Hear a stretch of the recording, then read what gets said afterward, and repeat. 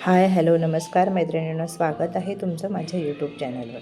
मैत्रिणींनो, आज आपण करणार आहोत ब्रोकोली चाट। त्यासाठी हे बघा, ही ब्रोकोली घेतलेली आहे आणि छोटी छोटी ही फुलं कट करून घ्यायची आहेत।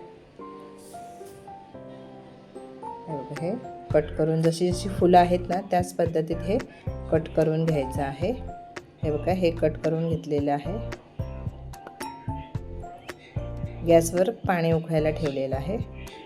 आता आपण हे चांगलं धुवून घ्यायचं आहे।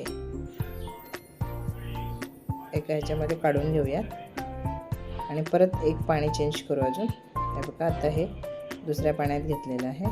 2-3 पाण्याने स्वच्छ धुवून घ्यायचे आणि आता हे बघा, पाणी उकळायला ठेवले, त्यामध्ये प्लेट टाकूया आणि ही जी ब्रोकोली आहे ती याच्यामध्ये ठेवून घेऊयात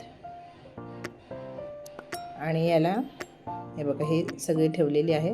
झाकण लावायचं आहे आणि याला 5 मिनिटं स्टीम देऊन घ्यायची आहे। हे बघा, 5 मिनिटांनी आपलं स्टीम देऊन झालेली आहे। हे बघा, 80% शिजवून घ्यायची आहे।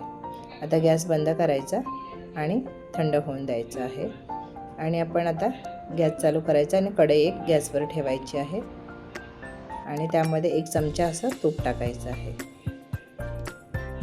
हे बघा, तूप वितळून द्यायचं आहे आणि त्यामध्ये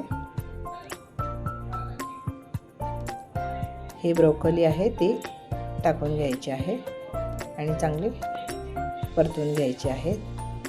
त्यामध्येच हे जे आपले फ्रोझन वाटाणे असतात ना ते टाकायचे आहेत। फ्रोझन आहेत म्हणून मी आता टाकलेले आहेत, नाहीतर नॉर्मल आपले वाटाणे असतील तर आपण जेव्हा ब्रोकोली शिजवतो तेव्हा वाटाणे पण शिजवून घ्यायचे आहेत। आता हे चांगले तुपामध्ये फ्राय करायचे आहेत, परतून घ्यायचे। आता हे गाजर पण थोडं टाकलेलं आहे याच्यामध्ये आणि हे बघा, चिली फ्लेक्स टाकलेले आहेत आणि ऑरेगॅनो हे पण टाकायचं थोडं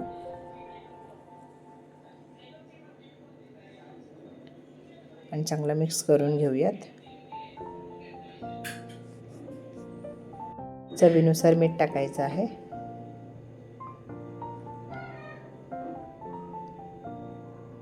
हे बघा, काळी मिरी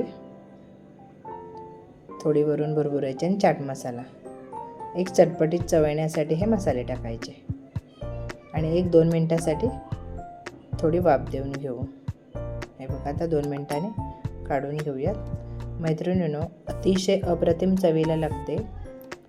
वेळात वेळ काढून माझा व्हिडिओ पाहिल्याबद्दल मनापासून धन्यवाद। उद्या भेटू दुपारी 3 वाजता। बाय।